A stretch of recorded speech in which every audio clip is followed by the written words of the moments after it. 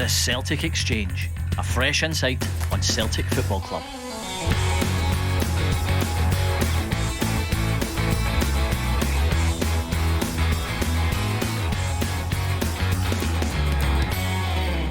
Celtic hits St Johnstone for 7, Matt O'Reilly scores the team goal of the century, and Kyogo Furuhashi makes his long-awaited return at Celtic Park. There's a lot to love about this Celtic side just now, and Ange Postecoglou has us absolutely flying, with all attention now turning to this weekend's semi-final at Hampden and the chance to take one step closer to what would be an incredible treble. This is episode 64 of the Celtic Exchange Weekly. This is Tino, and this week I'm joined by Mif and Paddy to cover all things Celtic. Mif, 7 goals, 6 different goal scorers at the weekend. What one was your favourite? Hello Tino, hello Paddy, hello guys. My favourite has to be O'Reilly's goal, although honourable mention to Hatate's goal due to the set up for Greg Taylor.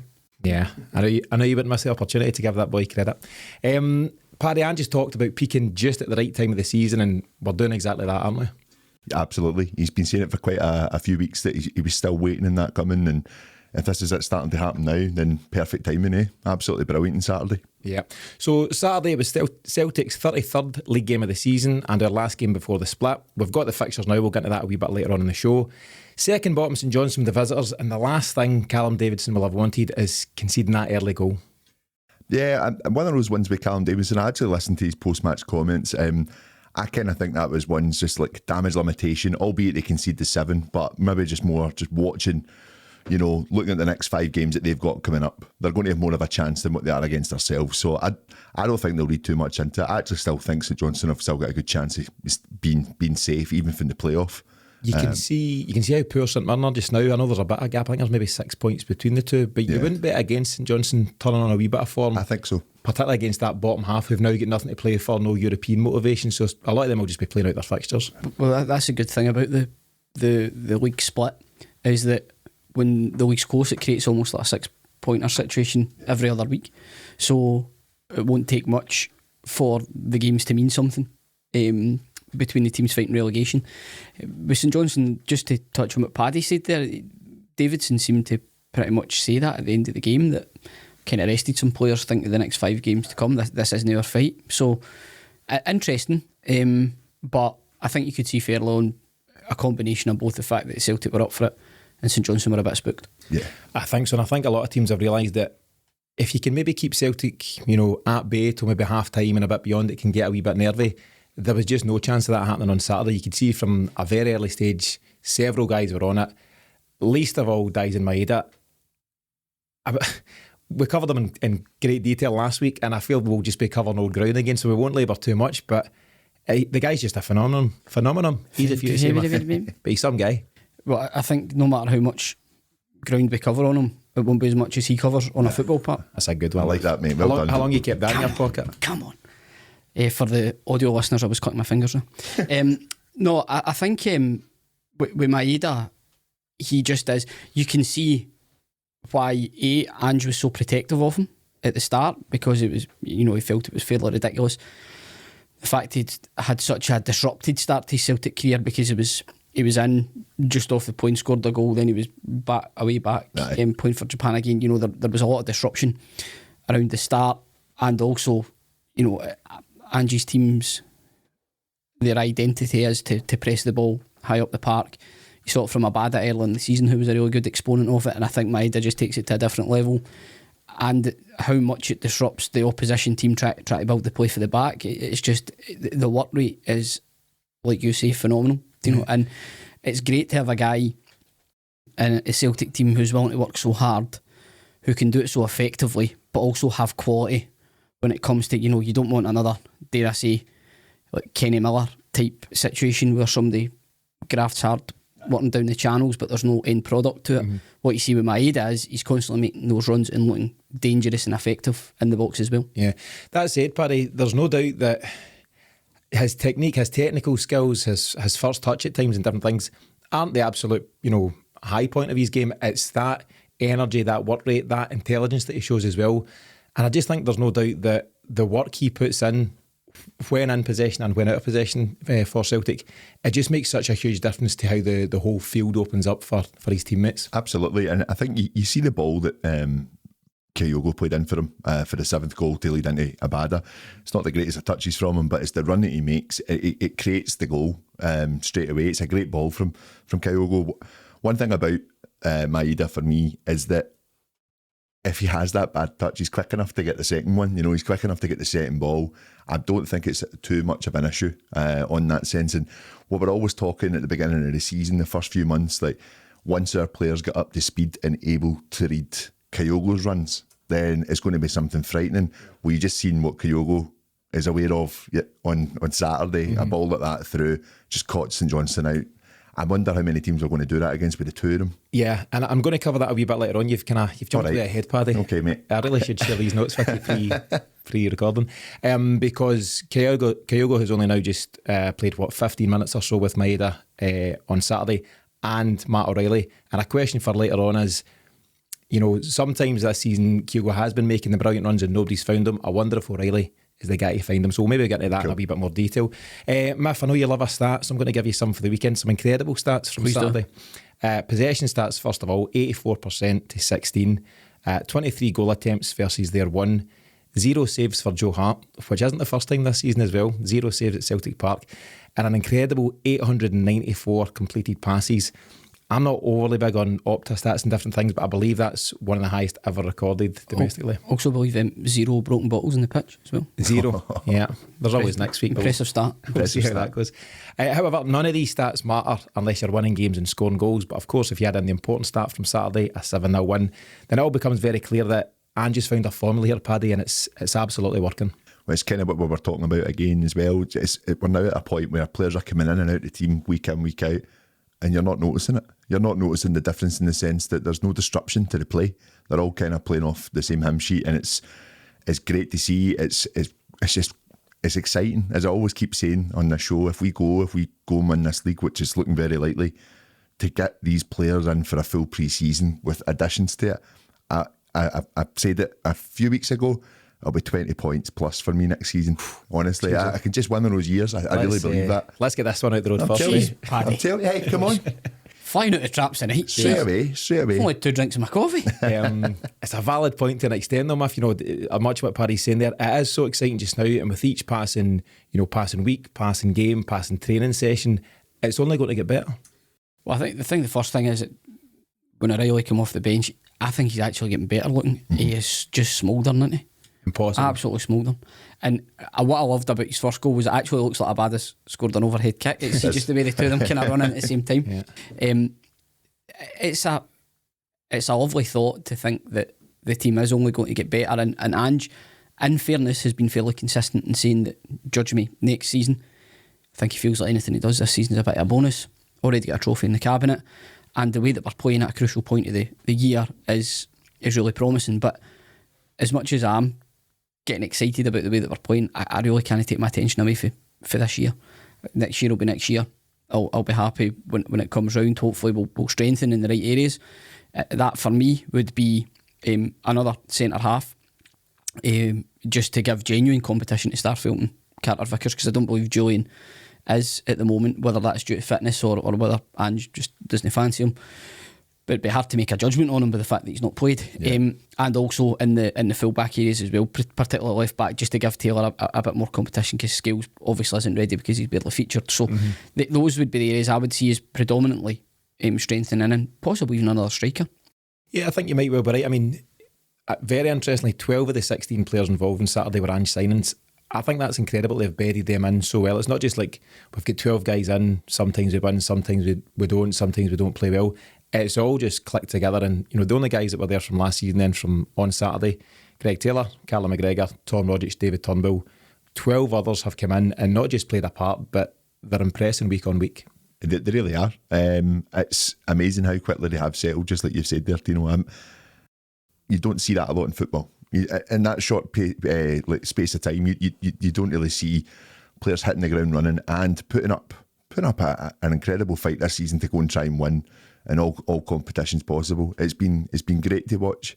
We've lived through every minute of this season because we've always known that it's been a rebuild year.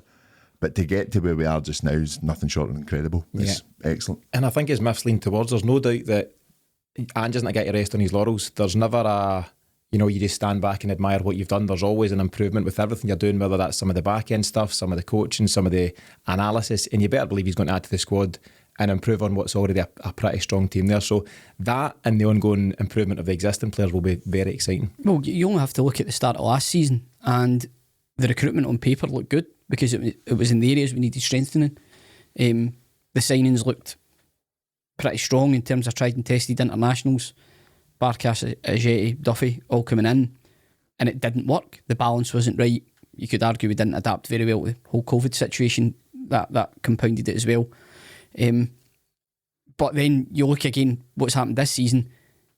Biggest irony of the lot is I think Rangers have actually made the exact mistakes that we made in terms of probably resting in their laurels a tad and not recruiting properly. So I think what we have to do is make sure that we do our very best to get that right again, so that it does strengthen the team and not do what Celtic tend to do from a position of strength, lose a couple of big players and not adequately replace them. On that one though, I would say that a big factor for me that makes me think that we won't do that is that the board and Ange themselves are surely looking at the two legs with Bodo and basically saying, well, that's a level we need to get to. Yep. But considering the money we have in comparison to what Bodo have, that is definitely a level that is achievable. So the more I see it, the more I think that was just, we had two of our worst games of the season, just happened to be against the same opposition within the space of a week. I think it's one.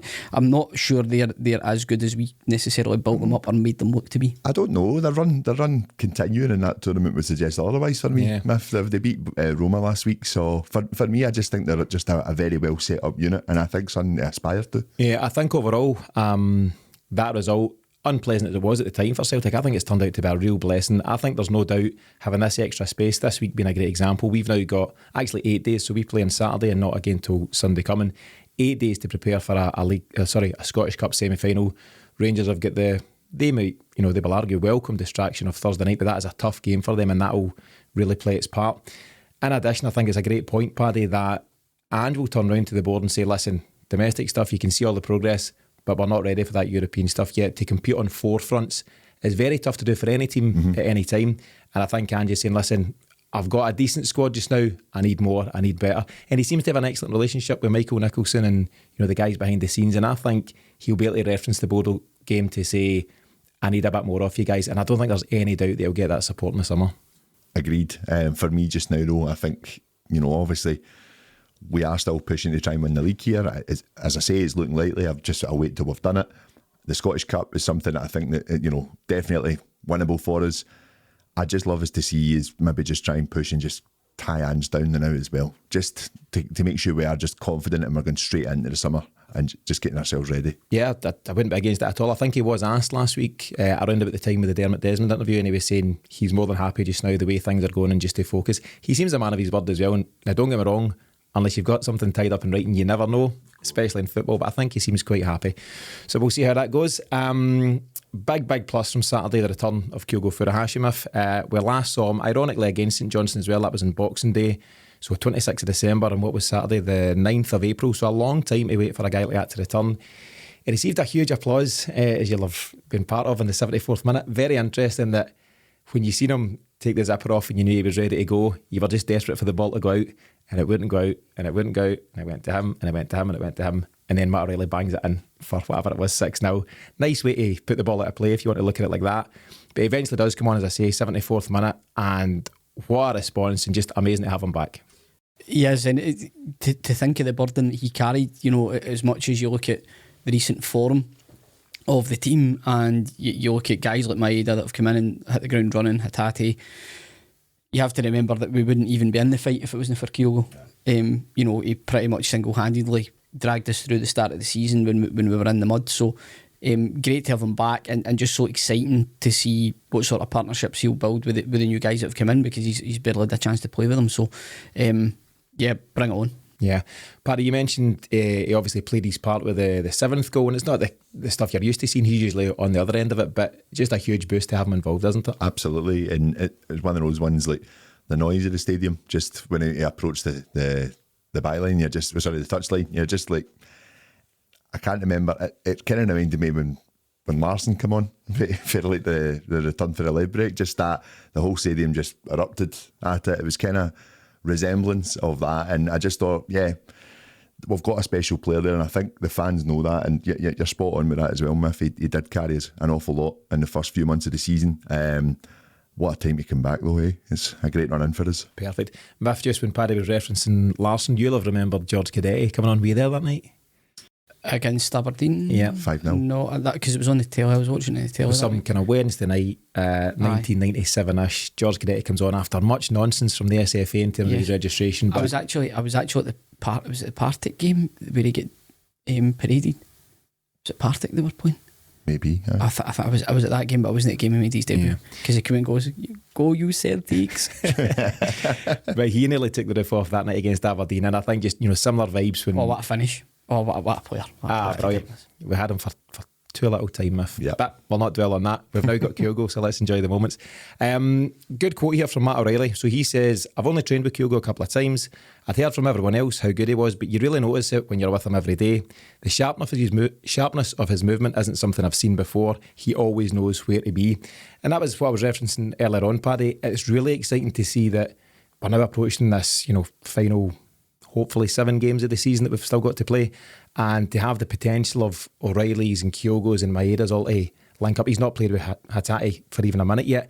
That's a very exciting prospect. It really is. I think that we've also, like kind of what I was saying earlier, just in the sense that we can happily rotate and be comfortable with whoever's coming in. They're going to come in and do the job, and it's just keeping those those players all fresh. Everyone's going to be remaining fresh for the remainder of the season. I think there's a big push from us on Sunday for this game. I think it's going to be a very difficult one, but we can give everything in it, knowing that that there's going to be a squad quite happily ready for the next one. And I just feel that it's a good place that we're in. You're 24, 25 players all ready to go. That's a great position to be in coming into the final games of the season. Absolutely. Miff, you excited to see Kyogo link up with his countrymen? Absolutely. I'm excited to see him link up with the likes of O'Reilly as well. It's just came at a really good time. Gives the squad a boost.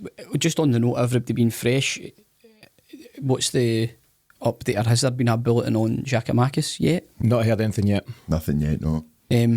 Because that would be a blow, just given that he gives us that something different, that physical presence up front. But again, Kyogo coming back, given how much of a talisman he was for us in the start of the season, it would just be great for him to come back and finish the job. I think he's earned that. He would deserve that given his efforts at the beginning of the season.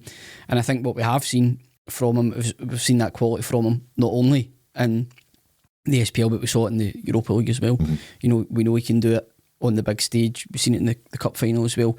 He can do it on the big stage, on the big occasion. So that just makes it even more exciting, because that's the arena that he's coming back into when things are going to be decided. Yeah, we'll get to the Rangers game and the potential lineups, but there's no doubt that Giakoumakis being injured is a blow.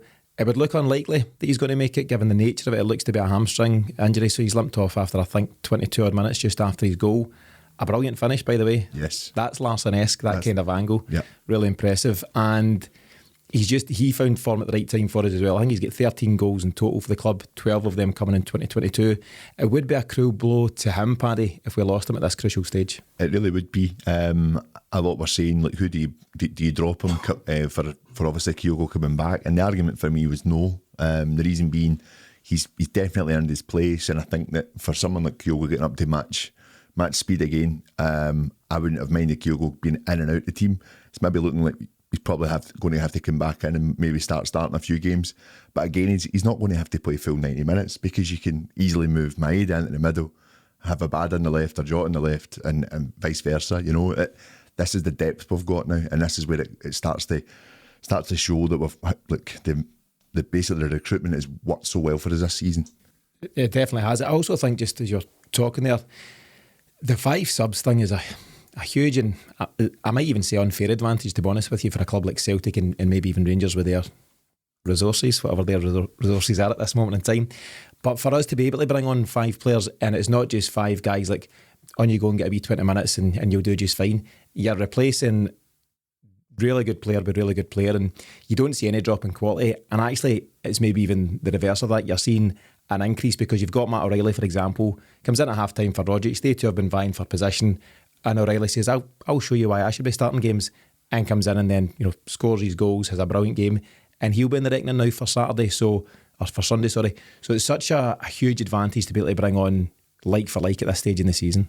Oh, no, absolutely, and I actually take your point in terms of it being seen as a potential advantage for Celtic given the depth that they've got in their squad. But you know, at the end of the day, the rules are the rules, and as long as they're there, we just adhere to them and reap that advantage. The thing about somebody like O'Reilly, having somebody like O'Reilly on the bench, is not all players are suited to coming off the bench. What seems to be quite remarkable to me is the squad seems so interchangeable even during games that they're coming on and hitting and sometimes surpassing the level of the person that they've replaced. They're doing that consistently, which I just think's remarkable and says a lot about the harmony in the squad and just the kind of culture that Ange has created. Yeah, I mean, you see as well, you know, of the 7 goals, am I right in saying 3 of them were from subs? So 2 O'Reilly, 1 Abada. Is that right? Yeah. So it's a huge impact. They're not just coming on and playing out the game and just seeing out the 3-4-0 1, whatever it is. They're coming in and they're saying, and I'm going to make an impact. And the energy and enthusiasm in the last 3, 4, 5 minutes is incredible. Any other team would down tools and say, job done, sun shining, let's get up the road at 7-0. Celtic are trying to get 8. And at one point, you've seen Kyogo furious that he never got a cutback from Abada. Abada's had a good chance, and you could maybe argue that he's in his rights to have a go at it. The alternative would have been to cut it back for Kyogo, who'd have tapped it away, and he was desperate to get his goal. But it just shows, no hard feelings after the game, of course, I'm sure they're best buds still, but it just shows the enthusiasm, the application and the energy from start to finish at this moment in time. It's great. I mentioned to you earlier on the day, you know, I watched Abada wheeling away after he scored, and just the celebration for a 7th goal, you know, it was very much a let's do this, let's keep going here. It was aggression within it, and I think that's more of the fact that, you know, he's not started as much of late, but he's there, he's ready to go, and what a contribution he's given this season as well. And that's brilliant. Everyone's hungry, everyone's very hungry for this team. It's great to see. 15th goal of the season for Abada. It's some return for a winger. Amazing. Excellent. And again, going back to the Michelin game, which I think was the first game I was back at. It was the first game I pulled tickets for because it was still limited capacity at that time. Abada's performance that night was a shining light in what was a fairly drab pre-season at the time, and pretty much in his first competitive game he's popped up with a really important goal in the context of that game, at least anyway, and he's just continued on for there. Probably feels he should have put the game beyond Rangers at Ibrox. I think that's maybe where the celebrations came for there, Paddy. I think he probably felt that maybe he should have taken at least one of the 2 chances that he was presented with. But the great thing, as I've said before, about Abada is just he seems not to let anything affect him and just moves on. And I think it's, you know, I think it's symptomatic of the mentality in the squad that we've referenced. They are relentless. They are, you know, driven. It's just great to see. It's great to see that drive and determination instilled within them. And there's no doubt that comes from the manager and the captain. We mentioned there earlier about the number of Ange signings that have contributed and how well they've bedded in. I think a huge credit for that goes to McGregor, because I think you can see visibly in front of you just how much effort and how much thought he's putting in to knitting the squad together or keeping the squad together. I think behind the scenes, again, I have no, this isn't a Celtic Exchange exclusive, but I've no doubt that McGregor it has really worked hard on that over the course of the season. Yeah, I think it's a part he's played a huge part, and we referenced it a wee bit last week just about the fact that, you know, he reached out to several new signings before they even landed at Lennoxtown just to welcome them to the club, and I think that's been huge. Also huge for Abada has been his big brother Nir Beaton taking him under his wing. I think he took him to the Man City game yesterday by the looks of it. Just a cute couple of guys, so that's nice to see. Last point on Saturday, Mif. Hopefully not too much of a negative, but David Turnbull also left the field injured just in the last minute or so. All subs had been used, so he basically just stepped off the park and that was his day done. He was on the end of a couple of heavy tackles. I don't think St Johnstone were heavy-handed in general, but there were a couple of heavy challenges that Andrew Dallas saw fit not to do anything about. Sure. Do you think he would potentially be within a chance of starting next week? No, on the basis that I can only see the the starting 3 in midfield out of 4, that being O'Reilly in addition to Hatate, Rogic and McGregor. That's not a reflection on the fact I don't think in time Turnbull will return to the starting lineup. I think he will, because Ange trusts him and likes him, but I think he's got work to do.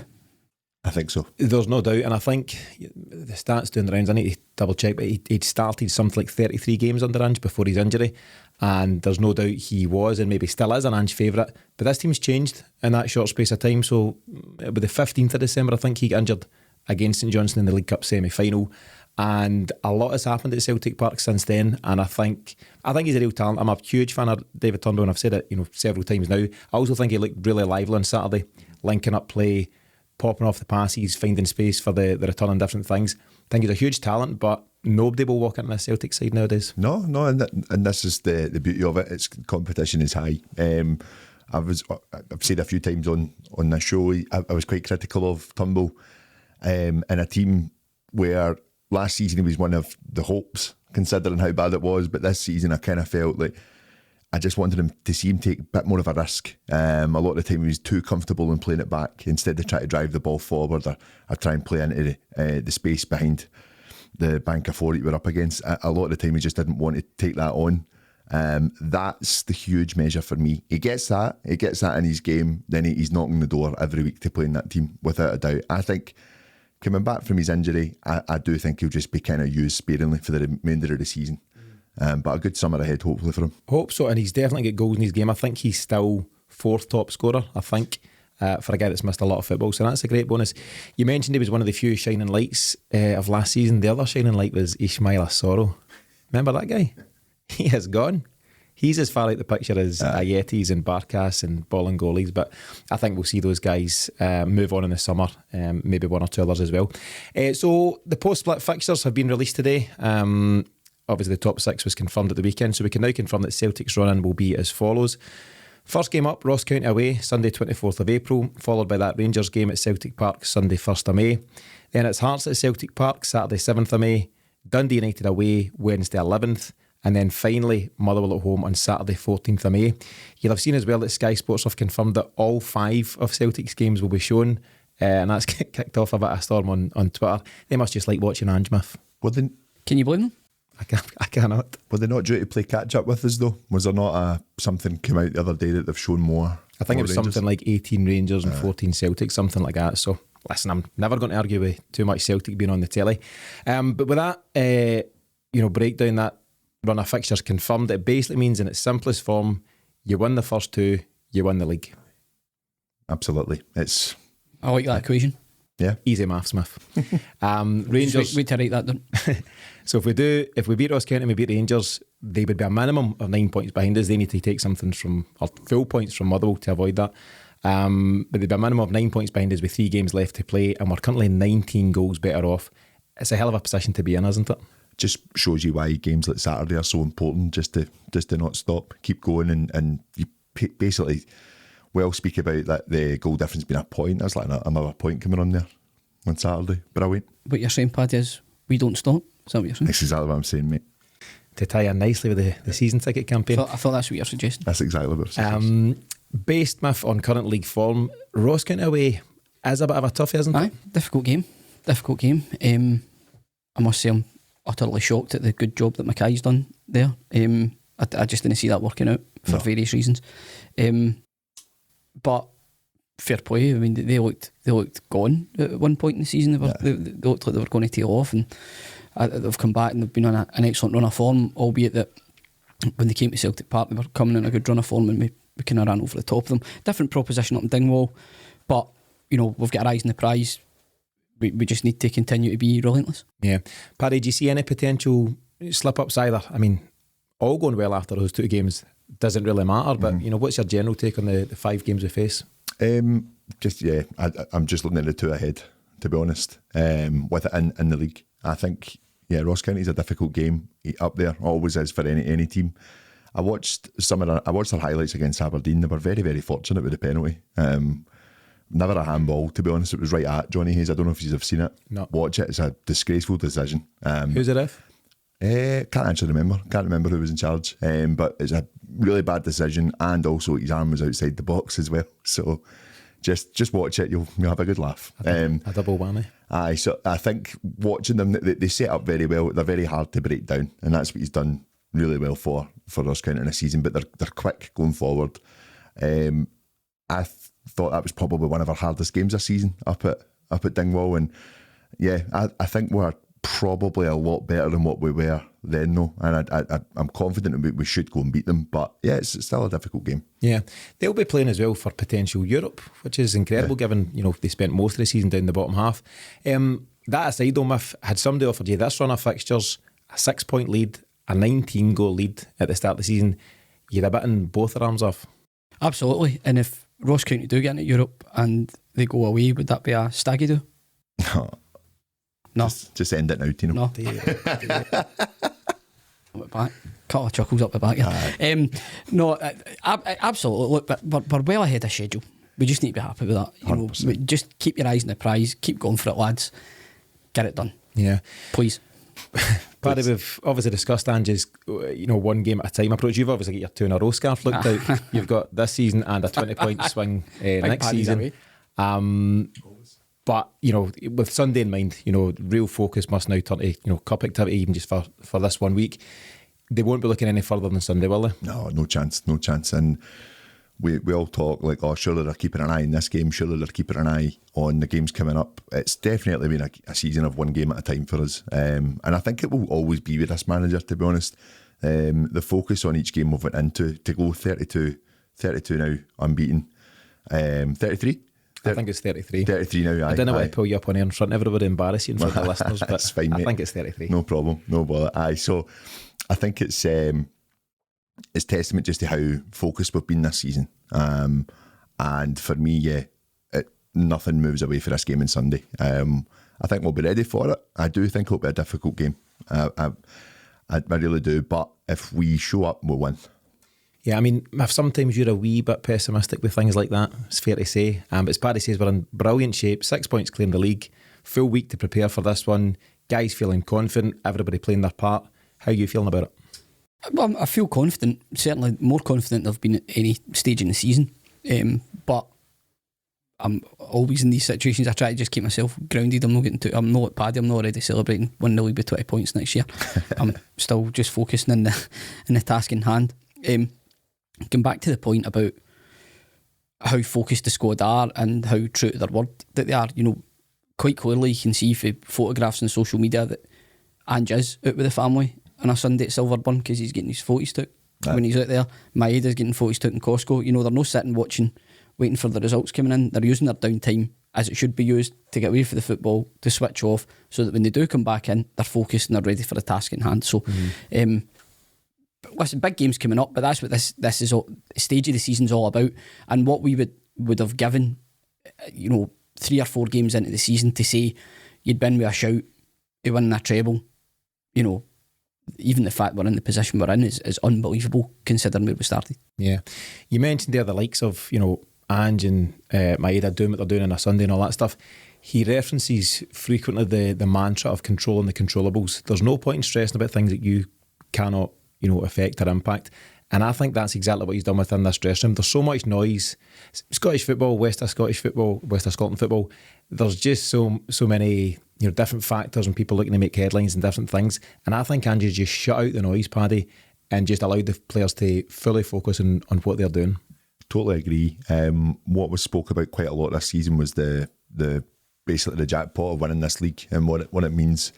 For both clubs to try and get that amount of money, 40 million for the Champions League.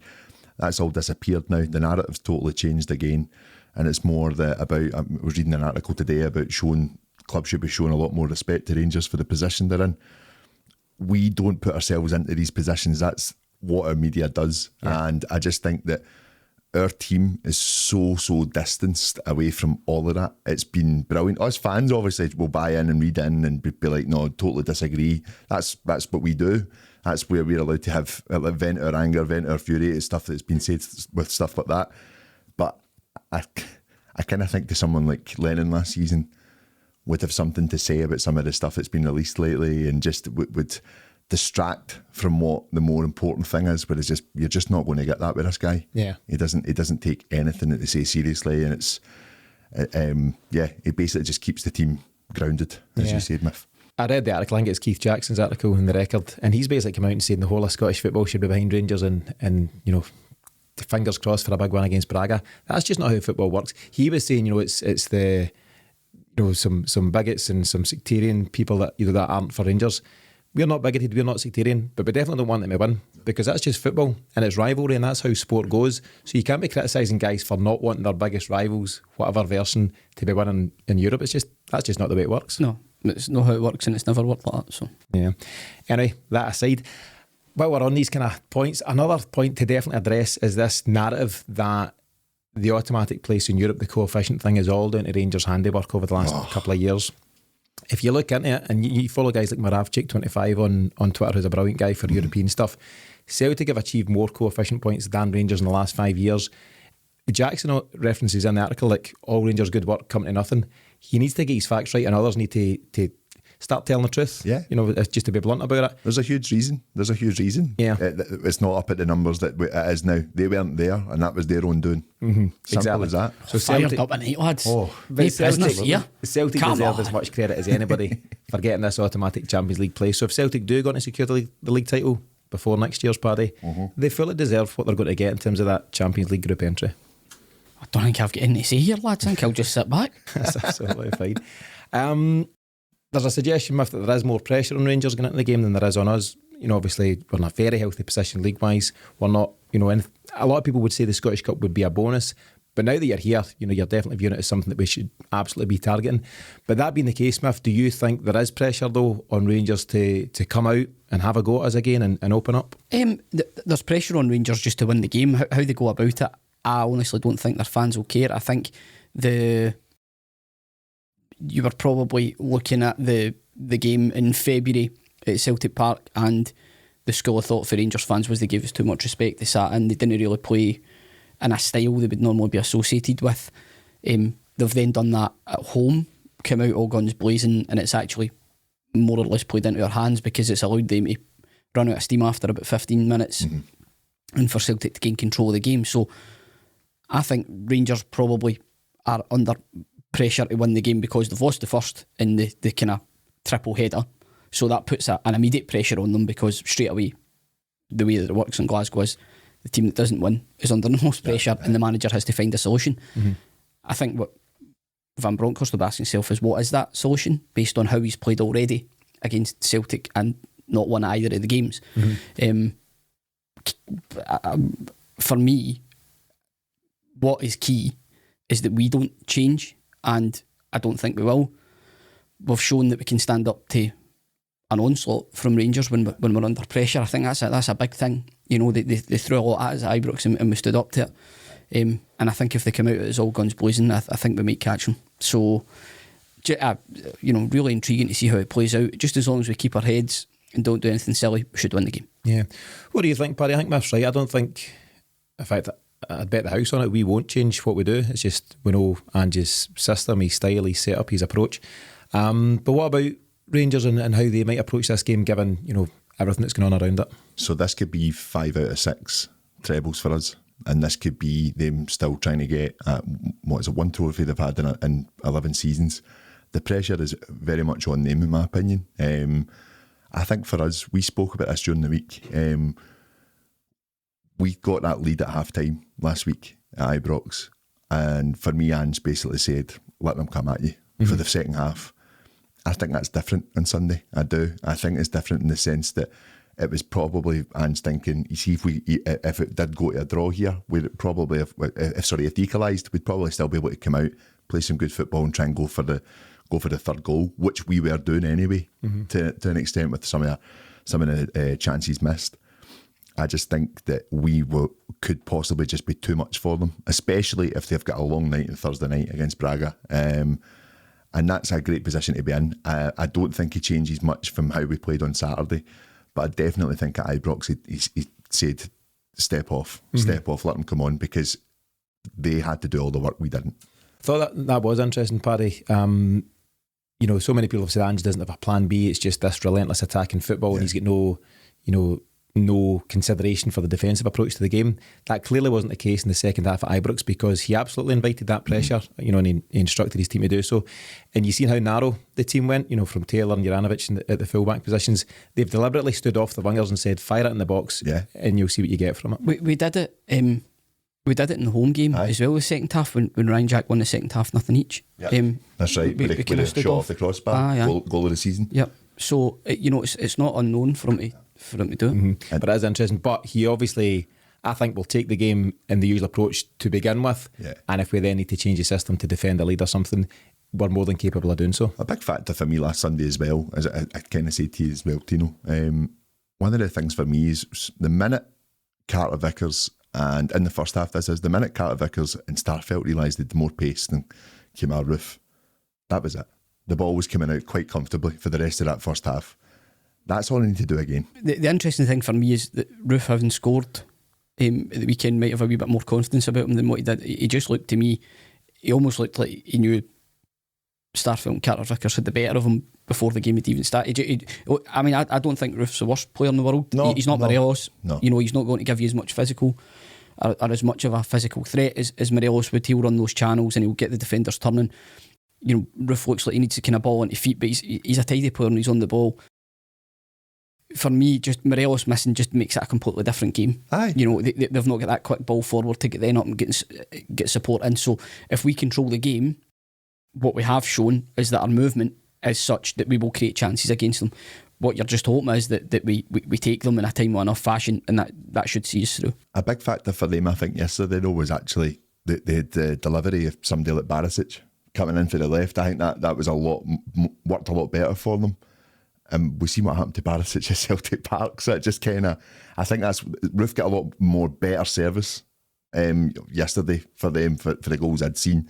And it was a lot that was coming from their left-hand side. I think they feel a lot more comfortable and being able to use... he's got a very good delivery on him, Barisic. But I still think he's definitely a player that we can get at quite easily. So I'm not too worried about Roof. I don't think he's a bad striker, but I do think he needs a good delivery into the box. And he wasn't getting that last Sunday. I'll tell you, he does need skin heat. Just buzz that off and start again. Just get rid of it, son. Just get rid of it. I think so. Or get your salary to Turkey. Paddy, you referenced the Braga game that Rangers have on Thursday night. Mm-hmm. How big a factor do you think that extra week that we have to prepare will have on the game? So they'll be, they're at home, so no travelling, but it's a game that will take a lot out of them physically and mentally, maybe even more so depending on the result. If it doesn't go their way, that's a big blow.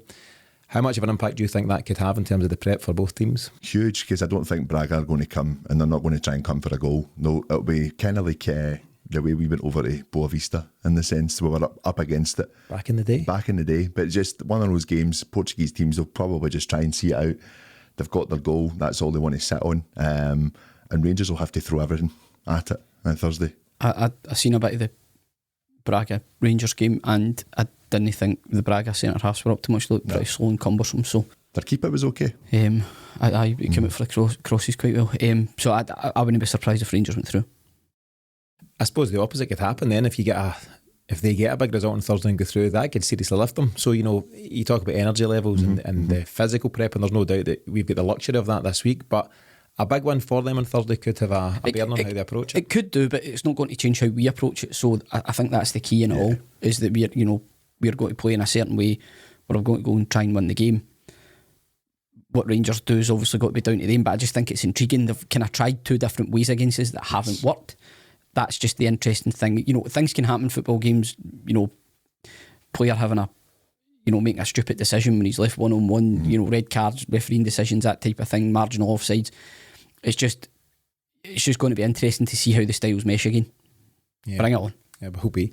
In terms of our lineup, Mif, so looks like Giakoumakis might be a doubt for it as discussed. Potentially Turnbull. James Forrest also seems to be struggling at the moment. Do you think he'll give Kyogo the start, or do you think he might move Maeda into the middle and go Abada? No, I think he'll move Maeda into the middle, is my own personal opinion. Yeah. However, I think Giakoumakis specifically against Rangers is a big miss. Mm-hmm. What do you think, Paddy? Do you think he'll go with Kyogo from the start, or is it Maeda through the middle?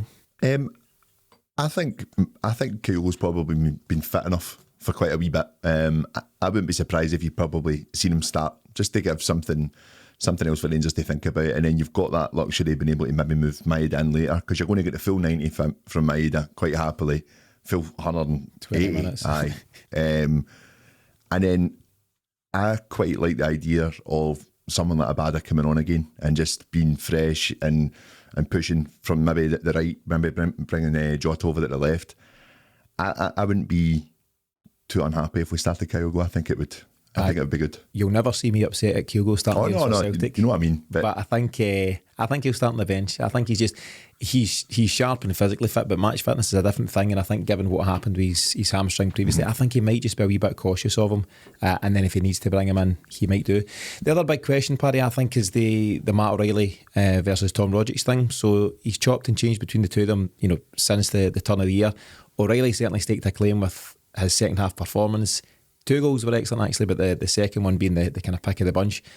Do you think O'Reilly gets the nod, or will he stick with Rogic, who, as we know, is the man for the big occasion against Rangers? I think it'll be Tam. I do. I just think he's got one of his best performances against him last Sunday, and a nice wee game for him on Saturday. I think he'll be gunning for them again. Different player this season. Different player. We know how good he is, but he's been outstanding this year. I think he definitely starts for me. Yeah, he's got 6 goals against Rangers, Mif. Will he make it 7 on Sunday? Humanity peaked when they made Tom Rogic.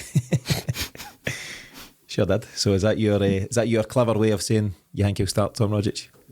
Yeah, I think he will, and I think he should. But it's great to have an option like O'Reilly waiting in the wings if need be, or if he just wants to freshen it up. Those debates aside, so whether Kyogo starts or Maeda through the middle, whether Rogic starts or O'Reilly, do you think the rest of the team picks itself pretty much at this moment in time? Yeah, I do. Although I was very happy in the way Ralston come on and played at Ibrox, especially his tackle. Ludicrous tackle. Great tackle. But I just think that's one of the ones. Taylor and Juranovic have been very, very settled of late, especially Taylor. I have to say, he's played very well in the running, and I hope it continues. I think when you've seen, pains me to say, but a lot of Rangers' success last year league-wise is just because they had this settled back four. It was Tavernier, Goldson, somebody else, somebody else at left back. And Barisic at left back, but it was just a steady four that picked itself week on week. We've now got that four. I'd be amazed if there's any change from Juranovic, Starfelt and Carter Vickers in the centre, and Greg Taylor at left back, and obviously Joe Hart behind them as well. And I just think that stability and that foundation is just what's allowed everything ahead of it to flow. Just it gives the creative players license to know that they can go and do what they want, take chances to an extent, knowing you've got that safety net at the back. Yeah, and I think for all that the defence was subject to a lot of scrutiny and criticism at the start of the season, clearly Ange's method is about the structure of the team defending rather than it just being about who happens to be playing centre half and leaving it to them. I think we all made our peace at the start of the season, or we tried to, that it would be kind of seat your pants stuff watching the team defending, but as the season's progressed you see that there is a fairly solid structure there. And to be fair to Juranovic, Taylor, they've been a huge part of that because they've been able to implement what the style that Ange wants. That he's mentioned the fact he was a fullback as well. He tries to get his fullbacks more involved in the game. They've been able to implement that, but also Ralston. You have to mention Ralston as well, just because of how he played specifically at the start of the season. The key to the whole thing is just the fact that the players have a unequivocal belief in the manager's method of playing the game. And that's allowed the defence to flourish. I mean, you can even see Hart's doing things that he's clearly not or wasn't comfortable in doing. He's gained a confidence for doing that. I think it's the same way, not necessarily Juranovic, because he's an international fullback, you would expect him to be adaptable, but Taylor was regarded by everyone as fairly limited, but he's shown a wee bit more of his game this season. Confidence. It comes with confidence, but also being coached, being coached in a manner where somebody's probably seen something a bit different in you, and that in itself gives you confidence to say he thinks I can do more than just win a 50-50 and launch the ball up the line. I mean, at times on Saturday you've seen Greg Taylor in the 10, in the number 10 position. Had you told him at the start of the season, some guy called Ange Postecoglou is coming in for Australia, and at times they want you to play in the 10, you'd have just scrapped it and started again. And I think the fact that not only does he find himself in the 10, he's receiving the ball and making good use of it. Yes. It's not just he's there just because we need somebody else to be there at this moment in time. He's there and he's doing a very good job, and all credit to Mif for finding Greg Taylor for Celtic and championing the lad. But I suppose it's an example of, Taylor's just one small example of the fact that everybody has bought in and everybody knows their role. And as mentioned at the kind of top of the show here, it's really exciting just now. Saturday is phenomenal stuff, 7 goals. And it's just only going to improve as you start to get the guys that are there getting more used to it and bringing more and more talent. And it's just, such an exciting time for the club. So long may that continue. Mif, all things said and done in terms of the lineup and potential lineup for Sunday, the formation and whatever else, what is your scoreline prediction? 2-0 Celtic. Paddy? I agreed, 2-0 Celtic. That keeps it nice and boring, you two. Sorry, the same result. I was going. Any thoughts on who the scorers may be? Maeda and Tam. Greg Taylor double? Yes, but in the absence of that, I'll go for Rogic and Jota. Rogic, the man for the big occasion. I think you can definitely see something in that. I'm going for 3-1. I was going to go 3-0, but I just think it would and should be played out like a cup tie, and it might be a wee bit rough and tumble at times, and you never know. So 3-1 will be my prediction for that one. Any thoughts on that, Mif? I'll take it. You look like you're about to I'll pass. take it. No, I'll take it. Before we finish up, Paddy, I believe you've got some new phone covers there. Would you like to talk us through them? Absolutely.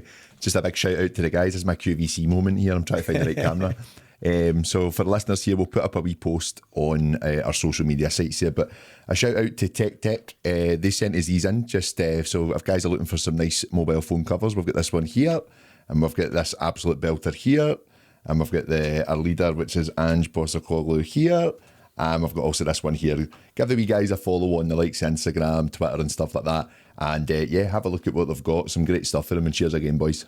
What I will say is my iPhone is so ancient that mine's not up to date with the model that they've made. So your iPhone 4 not cutting the mustard? I'm no part of this cartel here, lads. They do have different selections. We'll get you one. Well, in that case, then sort me out. And beautifully done there, Paddy. Thanks, mate. I liked it. QVC, watch your back. Mif, we start to wrap things up for today. Obviously, another crucial week in the context of the season. But what's your final thoughts for the week? Final thoughts for the week. I was going to try and think of something quite profound to say there, but all I would say is don't worry about it. Looking forward to I know it felt like that there was a wee silence. I was going to do like a "can I am jolly" type thing there. Just really looking forward to the game. Even more buzzing. It's a break for the wee man's Fitbit as well this weekend. I'm not running about but I'd have to. You get a Monday off? I'll be able to relax. I get the Monday off, so I'm just looking forward to the weekend to come, looking forward to the game. Sorry, that was a bit of a tangent there. But Paddy, anything more profound than that nonsense? Well, on to our next slot on QVC. Great week ahead for us. It's just, I've said it again many a times in this show, it's just amazing we're in this position this year, and it's a credit to the players and the manager. And just long may it continue, Tino. Yeah, bring on 2 in a row, Paddy. Bring on 2 in a row. Yeah. So with the league table currently making for very enjoyable reading, all eyes now turn to Hampden, where Celtic could take a massive step towards securing yet another treble if they can take care of Rangers in Sunday's Scottish Cup semi-final. With Celtic playing the way they are, and with the added bonus of a return on Kyogo Furuhashi, then they've got every chance of doing so. Thanks to Mif and Paddy for joining me today, and thanks to you for continuing to follow and support the Celtic Exchange. If you're enjoying what we do and want to help us spread the word, please help us do so by sharing this episode with just 2 of your Celtic supporting pals this week. It really goes a long way to helping us do what we do. But in the meantime, and as always, thanks for tuning in.